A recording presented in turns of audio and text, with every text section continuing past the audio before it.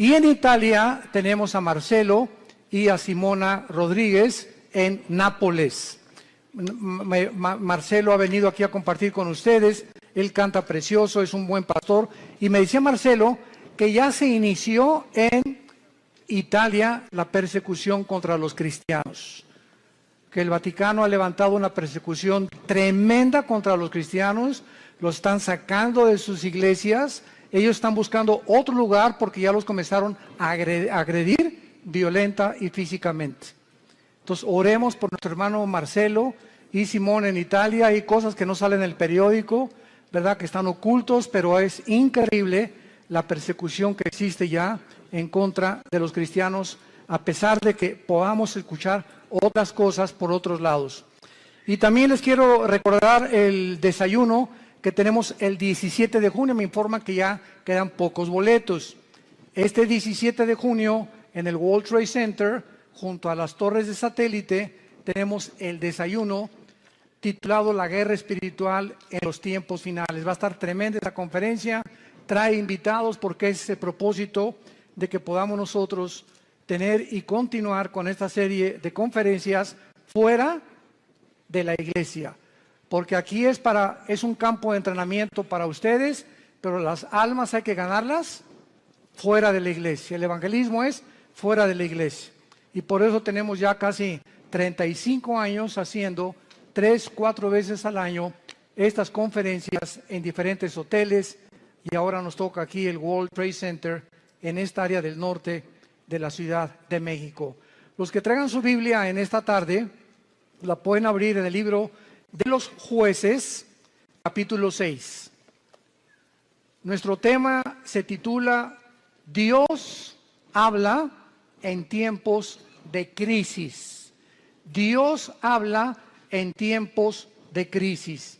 Vamos a ver en el capítulo 6 de Jueces la historia breve que enfrentó uno de los jueces de Israel llamado Gedeón.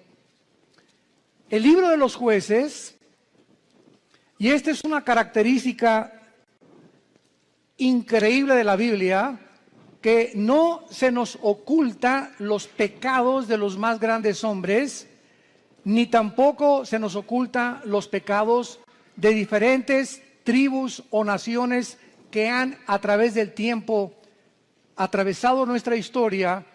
Y el libro de los Jueces se puede considerar en el Antiguo Testamento que fue la época más oscura de la historia de Israel, donde más apostasía hubo, porque hubo aproximadamente 13 jueces en un periodo, estamos hablando de 400 años. O sea, el libro de los Jueces cubre un periodo de 400 años. Cubre 7 apostasías, 7 esclavitudes bajo 7 naciones paganas y 7 liberaciones de Dios. Este libro es un libro que contiene, vuelvo a repetir, la historia de este pueblo de Dios que es Israel, donde continuamente estaban ellos alejándose de él. Y Dios iba y los recogía.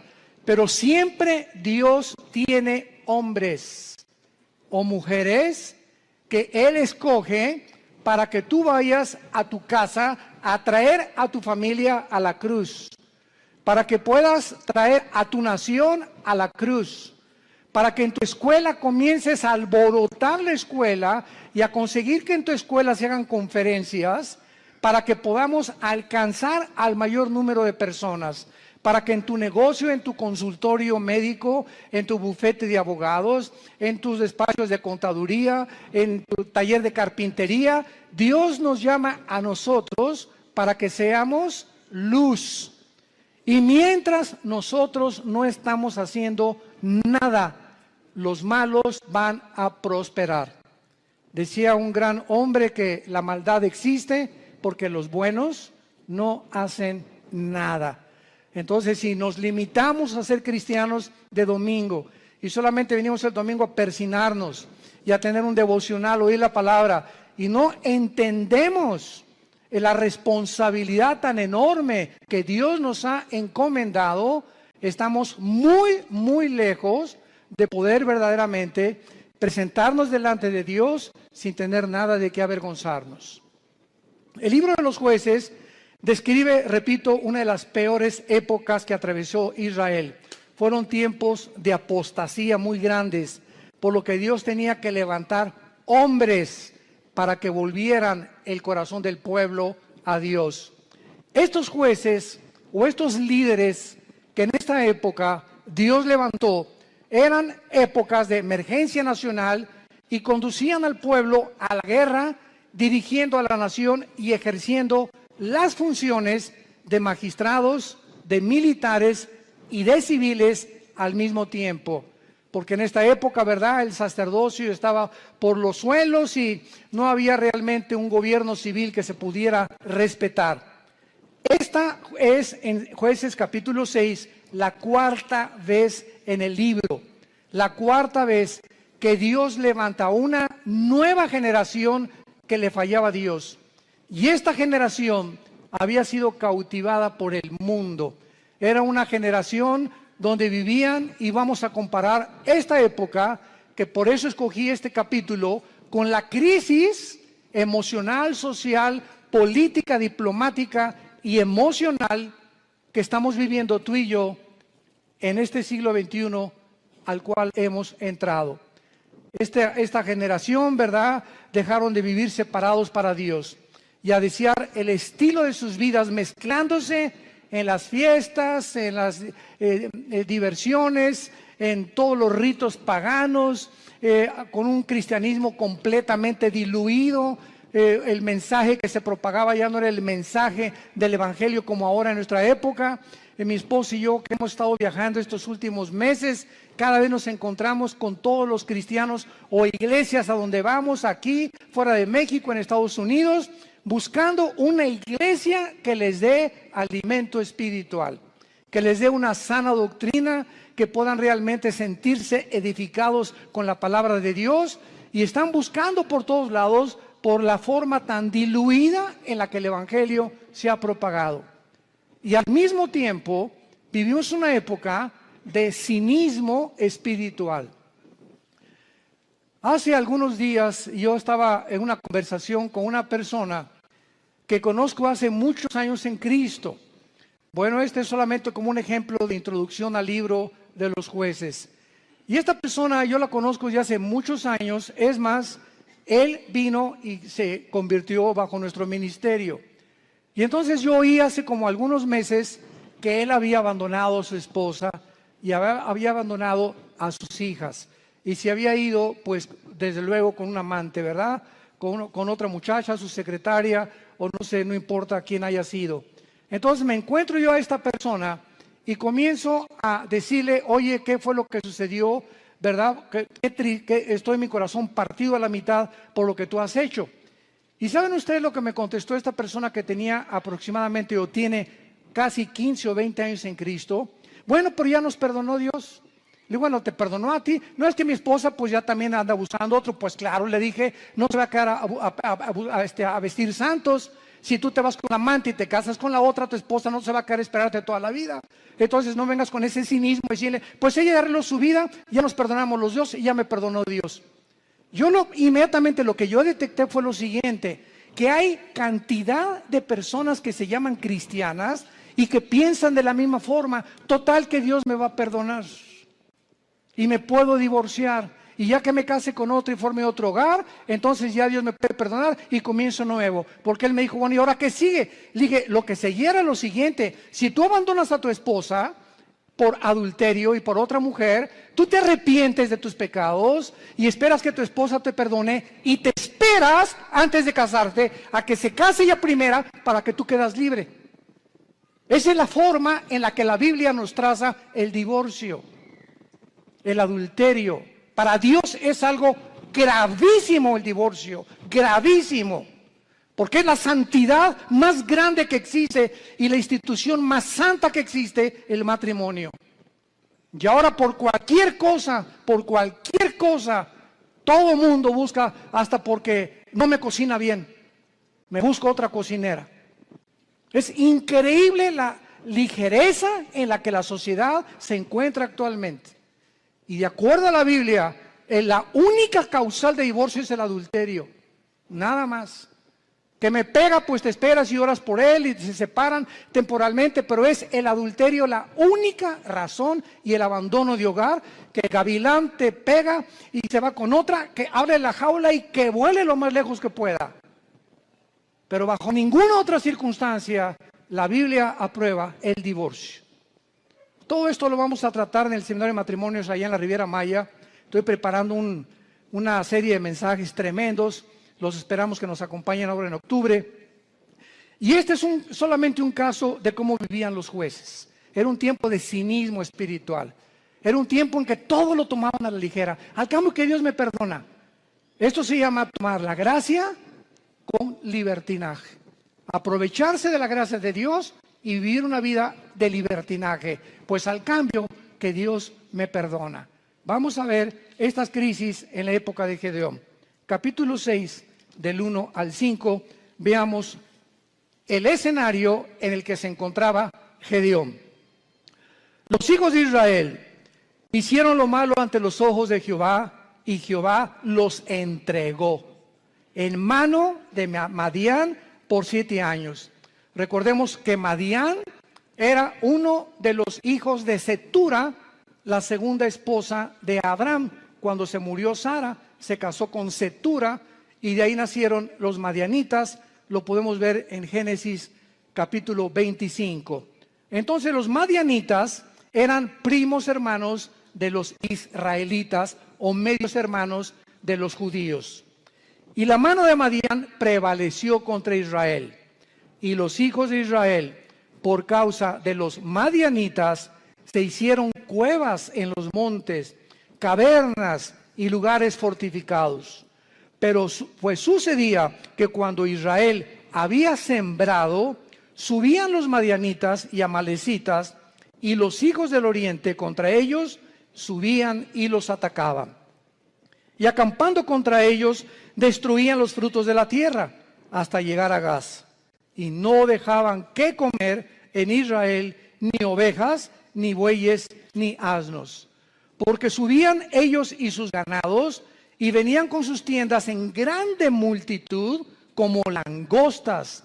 Ellos y sus camellos eran innumerables, así venían a la tierra para devastarla.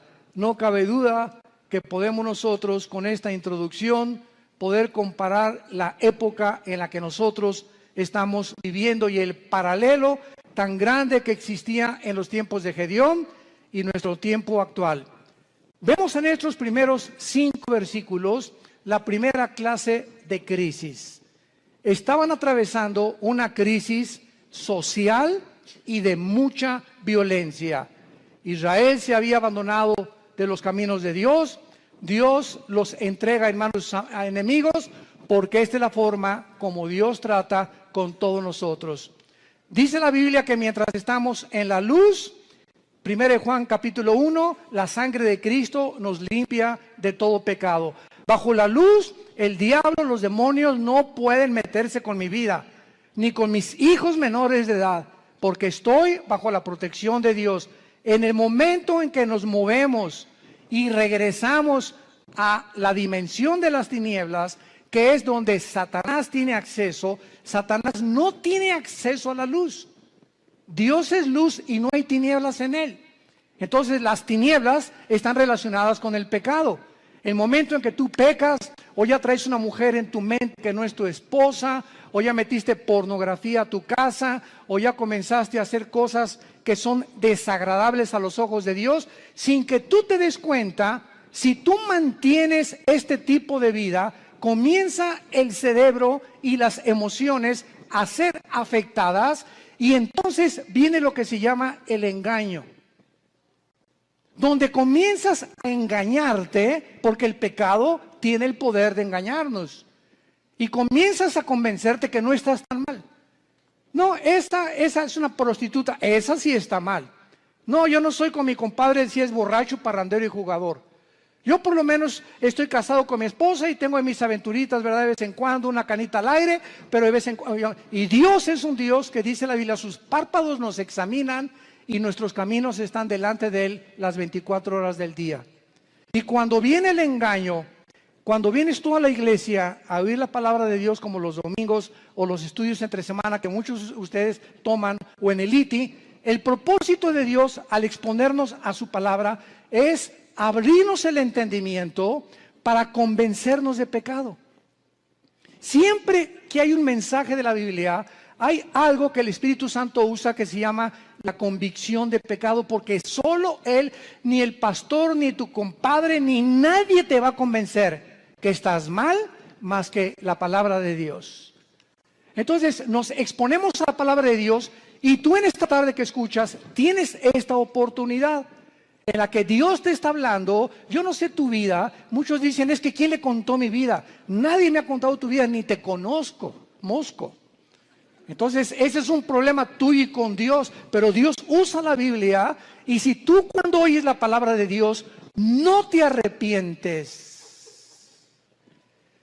y sales por esa puerta igual que como entraste, viene lo que se llama la dureza del corazón, que se usa con la palabra porosis en el griego, que es cuando un carpintero o una persona que usa instrumentos de martillos y de cinceles está golpeando y golpeando hasta que te salen callos en las manos. Esto es un fenómeno muy interesante. Y cuando te salen callos, lo interesante que el callo no tiene células. Le metes al callo una aguja y no lo sientes. Trátalo y vas a ver cuando te salga un callo, porque es tejido muerto. Y esta palabra se usa en el hebreo y en el griego para describir la dureza del corazón que muchos cristianos comienzan a tener, donde llega el momento que la palabra, como una espada que quiere cortar, ya no corta, porque ya perdiste la sensibilidad al Espíritu Santo. Y entonces, cuando llegas a ese punto donde ya no eres sensible a la palabra de Dios y que no te das cuenta cuán duro está tu corazón, si eres una persona regenerada por el Espíritu Santo y realmente naciste de nuevo, eres un hijo y eres una hija de Dios, Hebreos 12, Dios te va a disciplinar. Y déjame decirte algo, cuando a Dios le queda esa opción de disciplinarnos, su mano es muy, pero muy pesada. Dice en Hebreos 10, horrenda cosa es caer en manos del Dios vivo. Y no les está hablando a los incrédulos, les está hablando a la familia de Dios. Su mano es muy pesada porque Cristo dijo, es preferible que pierdas tu mano, tu pierna, tu brazo o tus ojos o lo que sea físicamente a que entres al infierno entero. ¿Cuántas veces las cosas que nos pasan, accidentes, problemas morales en la familia, etcétera, etcétera, tienen el único propósito de hacer que regresemos a la cruz? Porque Dios sabe, nos ama tanto, tanto, tanto Jesús, que Él prefiere que podamos sufrir físicamente o moralmente con la única razón de regresar a la cruz. Esta crisis social en que estaban viviendo los madianitas provocó, dice la Biblia, que comenzaron a vivir escondidos en cuevas, escondiendo todo lo que tenían, en lugares fortificados, vivían en temor. En segundo lugar, en el versículo 6 dice la Biblia, de este modo empobrecía Israel en gran manera por causa de Madián, y los hijos de Israel clamaron a Jehová. Vemos nosotros que aparte de una crisis social, se encontraban en una crisis emocional y económica. Gedeón se encontraba escondiendo el trigo para que no se lo robaran. Vivían bajo el temor y la inseguridad. Dice el versículo 11, vino el ángel de Jehová, se sentó debajo de la encina que está en Ofra, la cual era de Joás abiserita, y su hijo Gedeón estaba sacudiendo el trigo en el lagar para esconderlo de los madianitas. Y en tercer lugar, no solamente vivían una crisis social y de violencia, una crisis económica y emocional, sino que la peor de todas era la crisis moral y espiritual en que se encontraban. Versículos 12 y 13. Y el ángel de Jehová se le apareció a Gedeón desde luego y le dijo: Jehová está contigo, varón esforzado y valiente. Y Gedeón le respondió: ah, Señor mío, si Jehová está con nosotros, ¿por qué nos ha sobrevenido todo esto? ¿Por qué le pasó esto a mi hijo? ¿Por qué me chocaron el carro? ¿Por qué me robaron? ¿Por qué estamos en la condición en la que estamos? ¿Por qué estoy pide y pide trabajo y no encuentro por ningún lado? ¿Qué está pasando? Señor, si tú estuvieras conmigo, no estuviera pasando esto que estoy atravesando. ¿Y dónde están todas sus maravillas? Le sigue diciendo Gedeón al ángel. A ver, ¿dónde están las maravillas de Dios que nuestros padres nos han contado diciendo que nos sacó Jehová de Egipto? Y ahora Jehová nos ha desamparado y nos ha entregado en manos de los madianitas. Y mirándole Jehová le dijo: ve con esta tu fuerza y salvarás a Israel de mano de los madianitas. ¿No te envío yo? Vamos a ver esta aplicación rápido de las tres crisis sociales para continuar desarrollando esta conferencia. De la misma manera, la sociedad en que vivimos ahorita, vivimos una crisis social, oprimida por la inflación, las guerras, el hambre, las naciones fuertes oprimiendo a las débiles, crímenes, secuestros, robos, actos de terrorismo al inicio del siglo XXI. Agreguémosle esto, que vivimos, escuchen esto, vivimos la confusión política y diplomática más grande de la historia.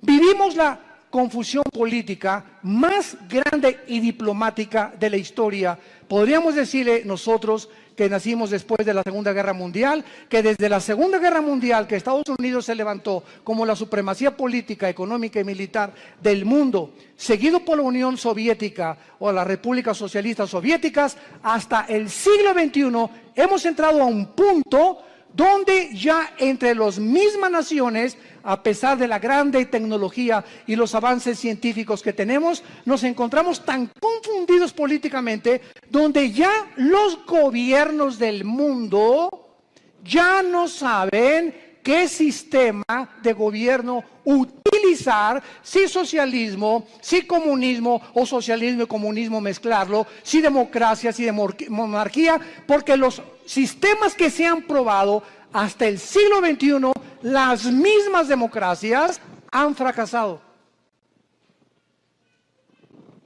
El siglo XX demostró que el comunismo no era un sistema que se podía aplicar a ningún gobierno del mundo, como lo dijo Mikhail Gorbachev en su libro La Perestroika. Vemos ahora que la democracia, pues se siguió el patrón de la democracia, el modelo de la democracia, porque era Estados Unidos el que iba como líder.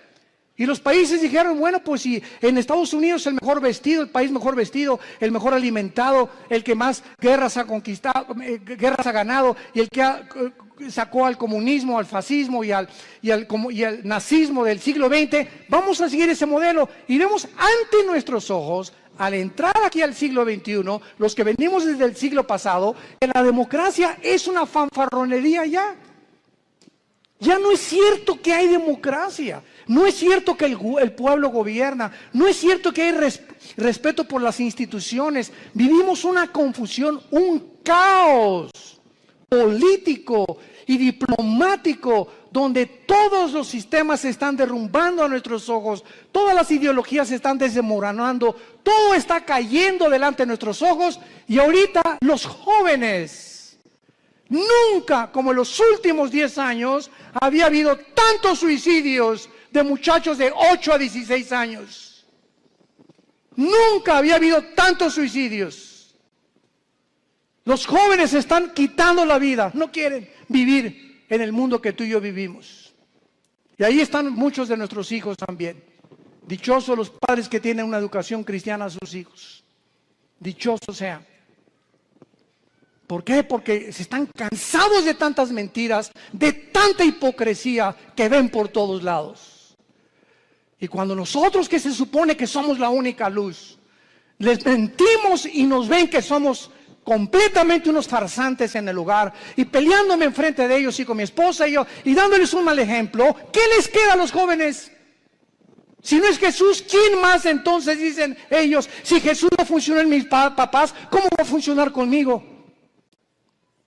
Y en el día del juicio y el día del tribunal de Cristo daremos cuentas de todas estas ingratitudes y deslealtad que tuvimos hacia Dios. Vivimos un mundo de confusión y de crisis social. En segundo lugar, vivimos también, como en los tiempos de Gedeón, una crisis emocional y económica. La mayor parte del mundo ahorita está tratando por todos los medios de esconder su dinero.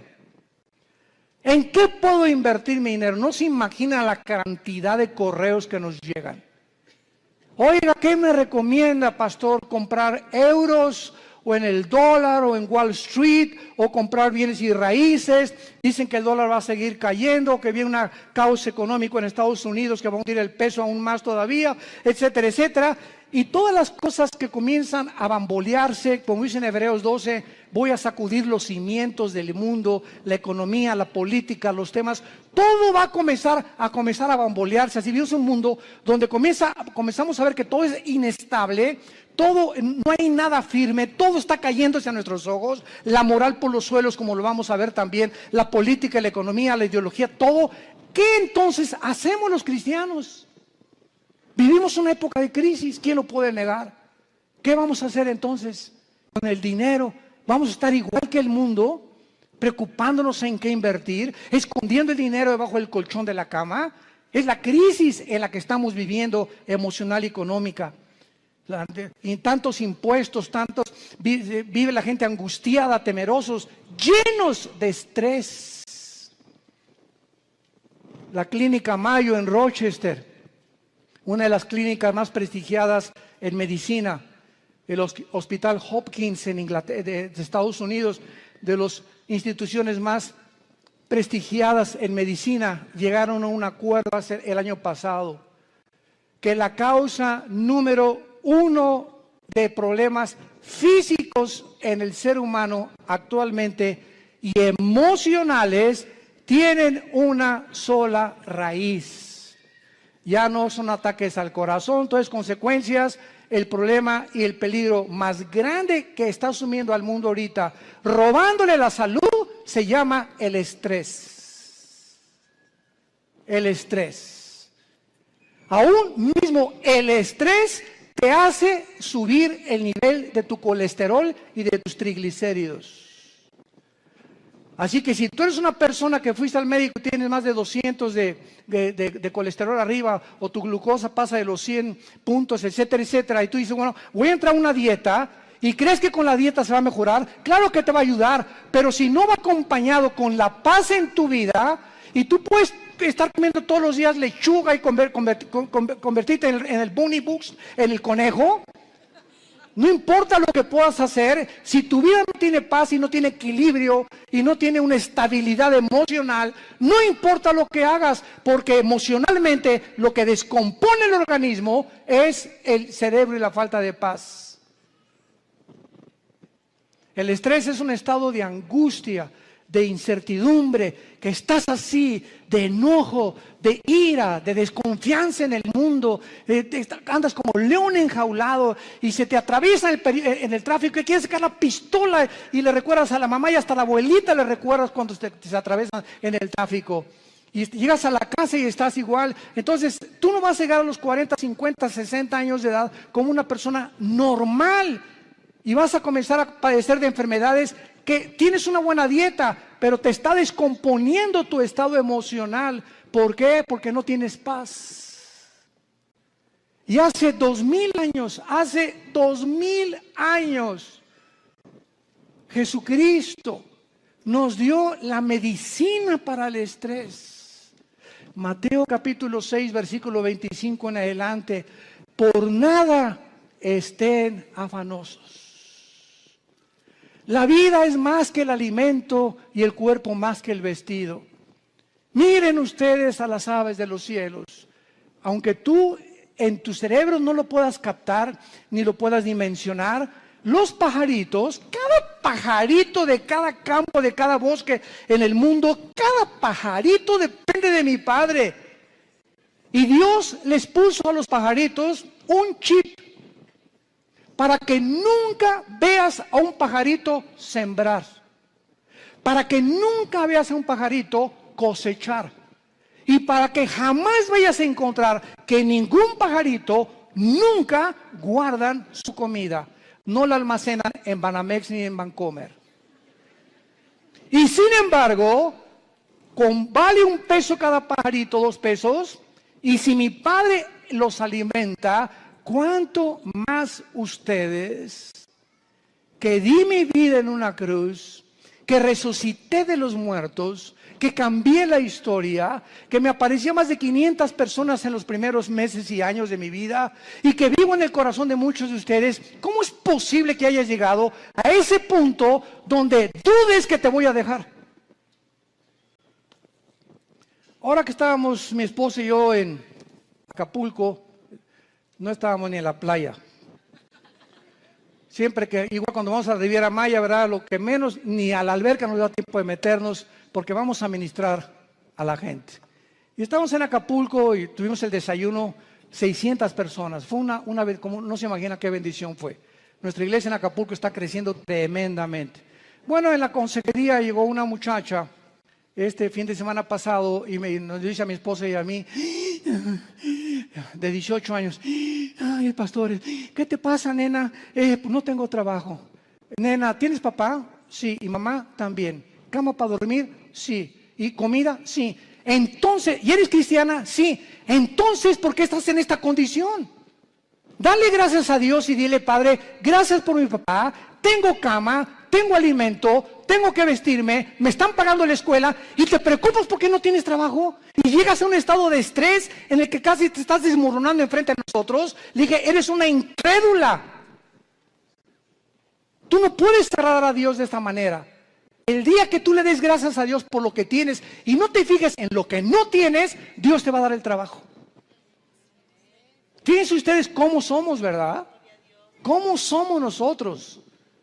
¿Cuántos refugiados salen ahorita de Siria? 6 millones. Velos en los periódicos, velos en los videos, con una maleta, con 3 cambios de ropa o 2 a lo mucho, con 3 o 4 chamaquitos detrás de ellos, sin saber qué país les va a abrir la puerta, sin saber si mañana van a dormir en la tierra, en un camión, si los van a matar. Y nos estamos quejando nosotros.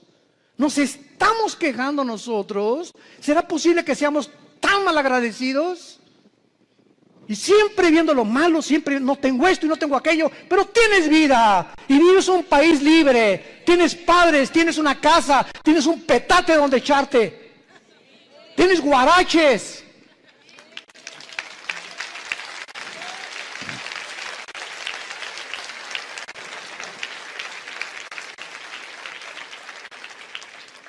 Vivimos una crisis moral y una crisis espiritual, no cabe duda. Y tenemos que entender que no es como comenzamos, recuerda esto, sino como terminamos lo que vale delante de Dios. Como este muchacho que comenzó muy bien, 20 años discipulándolo, ya se va con una otra chamaquita y deja a su esposo y todo. Le digo, recuerda que no es como comenzaste, es como terminaste. Y estás terminando mal, le dije, vas mal y vas a acabar mal. Comenzaste muy bien, pero todo aquello que tú hiciste no te será tomado en cuenta, porque lo que importa es cómo llegamos a la meta. Lo que va a contar delante de Dios. Pues hice un asilo para ancianos, y hice un orfanatorio para niños. Eso fue del pasado. Hoy, si tú mueres, hoy en la noche, ahorita saliendo te atropella un camión, se te avienta encima un camión de 10 toneladas. Y te da como tortilla aplastado y llegas al cielo ahorita mismo en la tarde. ¿Qué le vas a decir a Dios? ¿Qué hiciste con tu vida?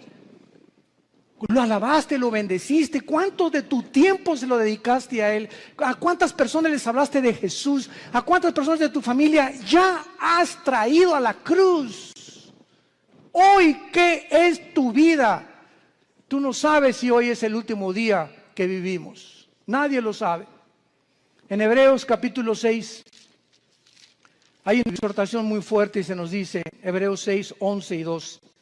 Pero deseamos que cada uno de ustedes muestre la misma solicitud hasta el fin. Otra vez, no es como comenzamos, sino mantener el mismo ritmo. Por eso se compara la vida cristiana con los maratones en Hebreos 12, que corramos de tal manera que alcancemos el premio. Entonces, no es solamente como comenzamos, sino mantener el ritmo, mantener el ritmo, mantener el ritmo. Y vienen los ánimos, y vienen las tormentas, y vienen las lluvias, y problemas, y el dólar, y el petróleo, y las guerras. Y nada te apachurra, nada te amedrenta, nada. Ay, pues ya sé las cosas. Ay, ya me quiero morir. No, de todas las cosas. El espíritu que Dios nos ha dado es un espíritu de poder, es un espíritu de amor, de dominio propio. Pero cuando tú te despegas de este libro y cuando tú abandonas a Dios, viene como una catapulta, como un huracán, como un tsunami, todos los problemas en tu vida y no tienes fuerzas para poder soportarlo, ni para poder resistirlo, y te vienes al suelo y te emborrachas y te drogas y abandonas a tu esposa y comienzas a buscar las salidas fáciles porque no tuviste el poder que no le dijiste al Espíritu Santo que te fortaleciera. Y por eso muchos de ustedes viven una crisis moral, de depresión y de estrés, porque no es cierto que creen en Jesús. Se han soltado de Jesús y en este tiempo de crisis el corazón está siendo probado. Dios nos está probando en esta época porque escúchenme, somos la última generación que estoy seguro que nos vamos en el arrebatamiento de la iglesia. Y por ser la última generación nos va a pasar por el fuego Dios, por el fuego. Y las pruebas van a demostrar cuántos realmente eran hijos e hijas de Dios.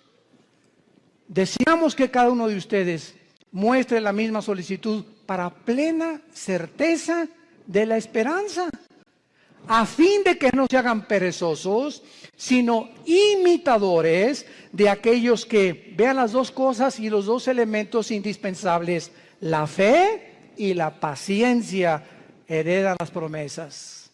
Si tú no confías en Dios y no eres paciente con Dios, tus anhelos, tu destino, tus sueños, tu visión, lo que tú quieras para tus hijos, para tu matrimonio y para tu negocio, no lo verás realizado porque te diste por vencido.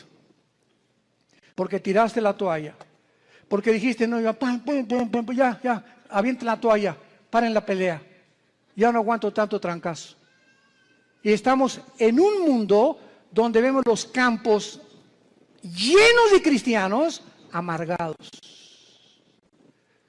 Llenos así, si pudiéramos hacer una visión espiritual, así, llenos los campos de cristianos quejumbrosos, amargados, estresados, llenos de rencor, nunca aprendieron a perdonar, nunca se sobrepusieron, nunca pudieron descubrir el poder de la resurrección de Jesucristo en sus vidas, y así te van a enterrar y va a poner un letrero ahí en tu tumba que diga, este fulano nació en las tinieblas, vivió en las tinieblas y regresó a las tinieblas.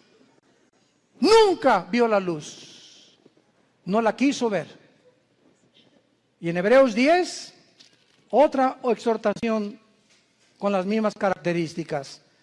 Hebreos 10, 35 en adelante. No perdáis pues vuestra confianza, que tiene grande galardón, porque les es necesaria la paciencia, para que habiendo hecho la voluntad de Dios, obtengáis la promesa. Pero aún un poquito, y el que ha de venir vendrá y no tardará, mas el justo vivirá por fe. Y si retrocediere, no agradará a mi alma. Pero nosotros no somos de los que retroceden para perdición, sino de los que tienen fe para preservación del alma. El que tiene al Espíritu de Cristo, porque recibirán poder cuando el Espíritu venga sobre vosotros. El que realmente ha nacido de nuevo, el que ha sido regenerado en su naturaleza y se le ha impartido la naturaleza divina dentro de su alma, esa persona puede caer y puede decir con Pablo, estamos en problemas, pero no desesperados. Estamos con muchas adversidades, pero no angustiados. Perseguidos, mas no desamparados. Derribados, pero no destruidos. Llevando por todas partes la muerte de Jesús en nuestros cuerpos, para que la vida de Jesús se manifieste a través de nuestros cuerpos mortales. Esta es la expresión de un hombre de Dios. Un cristiano verdadero tiene problemas, pero nunca llegará a la angustia. No tengo trabajo. ¿Qué voy a hacer? Nunca llegarás a ese punto de sentirte arrinconado donde no ves ninguna ventana, el mundo se te cerró, todo es tinieblas, porque no puedes ver a través de esas tinieblas, simplemente porque no quieres verla, porque no es cierto que crees en el poder de la resurrección del Hijo de Dios.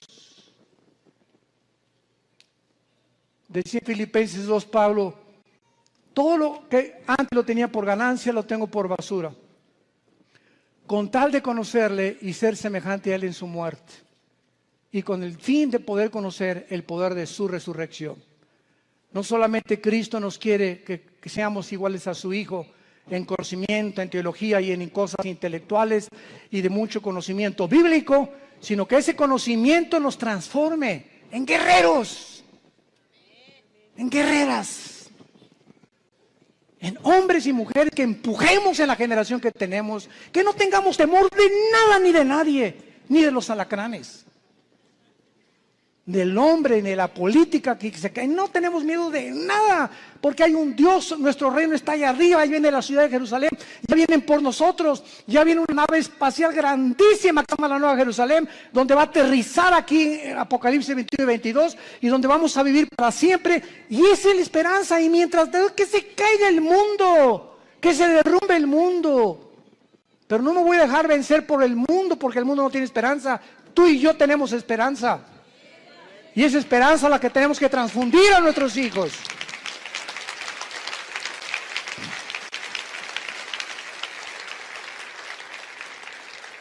No caigamos en lo que al principio Gedeón estaba cayendo. Si Dios existe, ¿por qué me está sucediendo esto? ¿Por qué Dios no me sale de mis problemas? ¿Por qué me permitió Dios que me casara con esta persona? ¿Por qué Dios me ha abandonado? Cuando entramos en ese punto de depresión, es tan difícil que podamos nosotros salir de él. En el versículo 14 de Jueces 6 de nuestro pasaje, vemos que Dios habla en tiempos de crisis. Y mirándolo Jehová le dijo, ve con esta tu fuerza y salvarás a Israel de mano de los madianitas. ¿No te envío yo? Ante todos estos cuestionamientos de inseguridad, ese es el problema. Que estamos viendo alrededor lo que el mundo, las noticias y cómo el mundo se está desmoronando ante nuestros ojos, pero no vemos el poder que tenemos dentro del Espíritu Santo. ¿Por qué creen que Dios nos dio el Espíritu Santo? Dice, les daré poder, porque no lo tenemos. Y es un espíritu de poder, es un espíritu que nos va a hacer sobreponernos a todo lo que atravesemos. Aunque pasemos por el fuego no nos quemará, por el agua no nos ahogaremos. Y aunque un ejército nos rodea a nuestro alrededor, Jehová es mi luz, mi salvación y mi esperanza, no temeré de nada ni de nadie, Él es mi pastor, nada me faltará. Aunque ande en valle de muerte, no tendré miedo de nada ni de nadie. Y todo este espíritu y toda esta capacidad que tenemos dentro es precisamente para vencer al mundo. Y dice 1 Juan capítulo 5, todo el que es nacido de Dios vence al mundo. Y esta es la fe que ha vencido al mundo, nuestra fe. Entonces tenemos que entender, si no somos vencedores y somos un grupo de cristianos tirados, quejumbrosos, tirándose, ni hacen almas y te dejas llevar con todas las malas noticias del mundo y por acá y por allá, simplemente es porque te has desconectado de la fuente de energía. Porque separados de Él, nada podremos hacer. De la misma manera, Dios te habla y te dice lo mismo. Te he llamado para enviarte a tu familia. ¿Por qué crees que te salvé, dice Dios en esta tarde? ¿Por qué crees que tú fuiste primero en tu familia en conocerme? Vas a llegar con tu familia, y si son religiosos, o son mormones, o son masones, o son musulmanes, no importa, todos venimos de familiares con diferentes ideologías. Y Dios toma a una persona en la familia para iluminarla, para darnos el conocimiento. Así comenzamos en nuestra propia familia. En la familia nosotros comenzamos con mi hermano Alejandro, que es el director del Instituto Teológico Internacional. 2 años después me convertí yo, después mi hermana, mi mamá, mi abuela, que fue presidenta de la Acción Católica 35 años, la viejita se convierte a los 82 años. Que fue la que murió a los 93 años, Dios la tenga en su presencia. Pero toda la familia de repente, ¿verdad? Con el testimonio y con todos ahorita, todos los nuestros, ¿verdad? Desde luego, ya primos tenemos que no, pero lo que somos hermanos y todos de nosotros, todos somos cristianos y todos servimos a Dios. Fue una bendición enorme, una gracia que Dios nos dio. ¿Pero por qué, verdad? Porque esa es la misión de Dios, salvar familias. Tú y tu casa, yo y mi casa serviremos a Jehová, dijo Josué antes de morir. Y si ustedes creen que no vale la pena servir a Dios, sirvan a los ídolos. Pero yo y mi casa serviremos a Jehová. Y finalmente,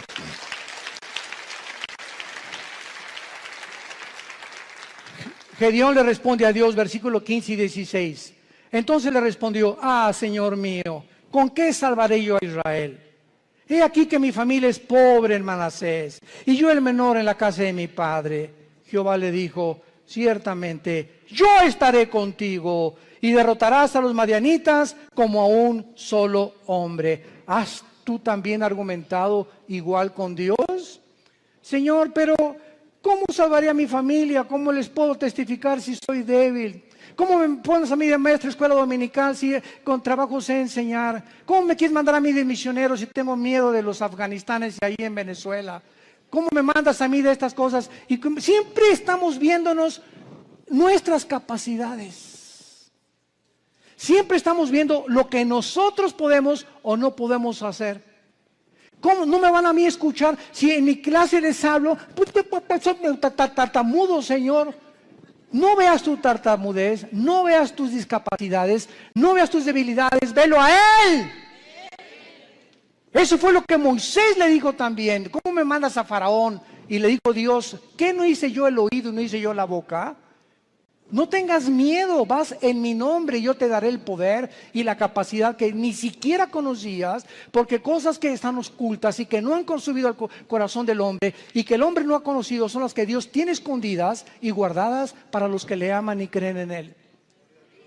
Ve, sé valiente, ve con tu familia, sé valiente con tus amigos, sé valiente en tu trabajo, háblales del Señor, háblales de Cristo. Tú no te imaginas, cuando acabes de hablar, te vas a preguntar: ¿fui yo? Así es, comenzamos a desconocernos. Yo antes de subir un púlpito, ¿verdad? Estuve 3 años de misionero, primero en la sierra. Ahí comencé yo de misionero, le comentaba ahorita en la mañana al pastor César. Durmiendo en pisos de adobe entre Oaxaca y Guerrero, en la Costa Chica, en la Costa Grande, del 77. Este año, con la gracia de Dios, cumplo 40 años de servir a Dios. Este año. Gracias a Dios.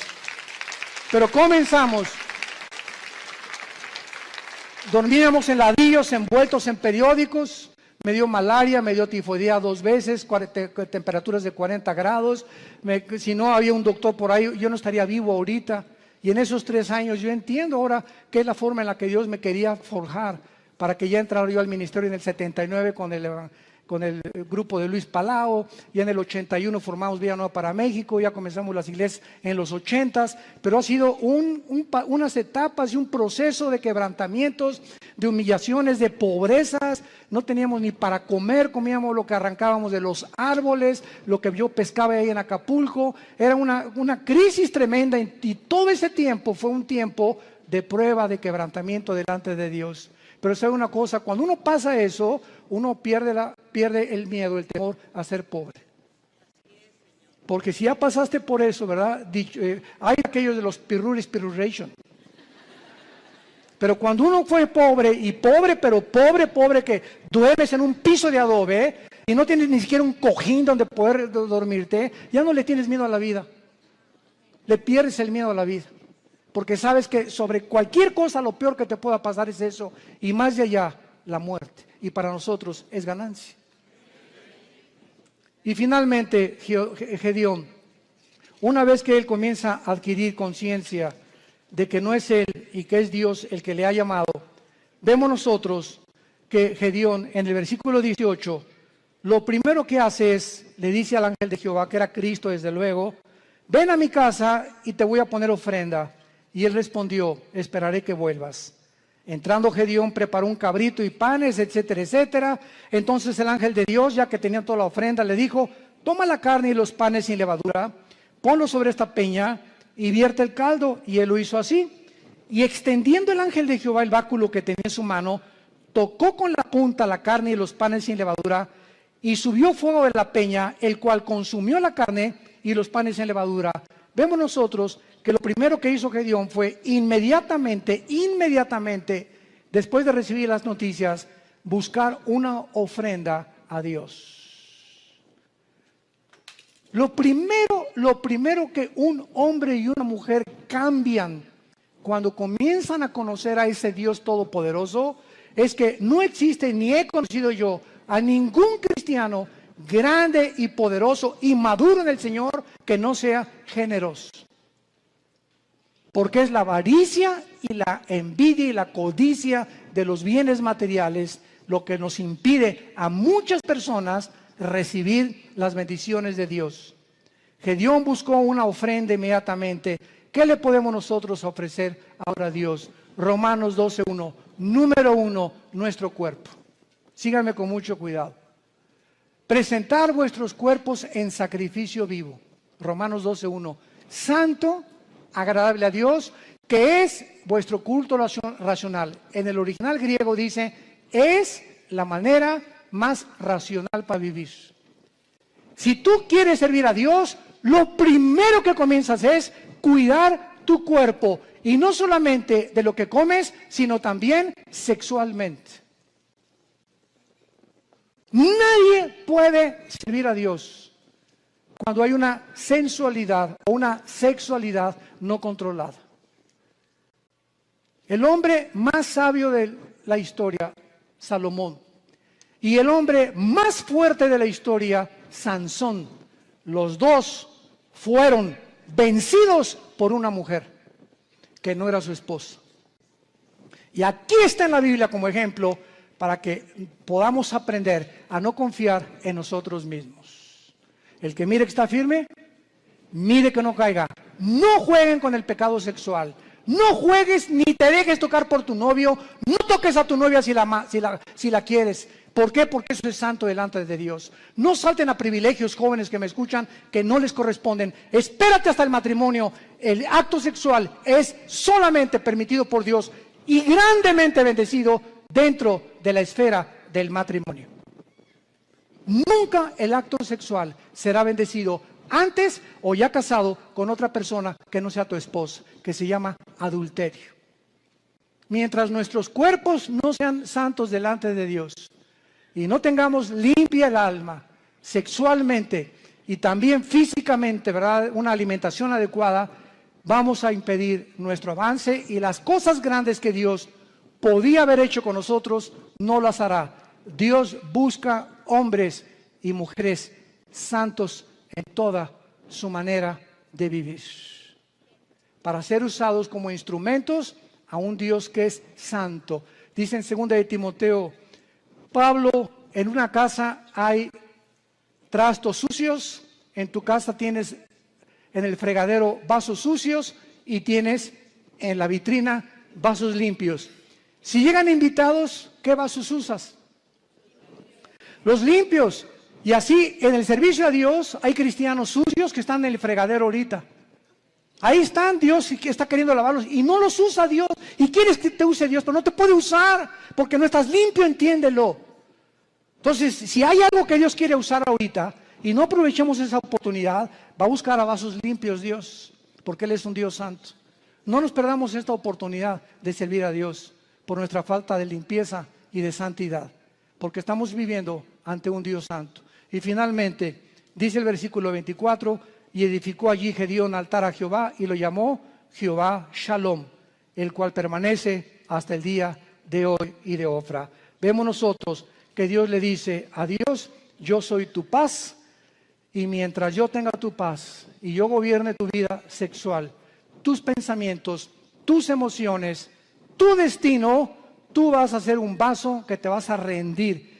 Y nunca nadie ha podido imaginarse lo que Dios puede hacer con un hombre y con una mujer enteramente rendidos bajo su poder. Te damos gracias, Señor, por tu palabra.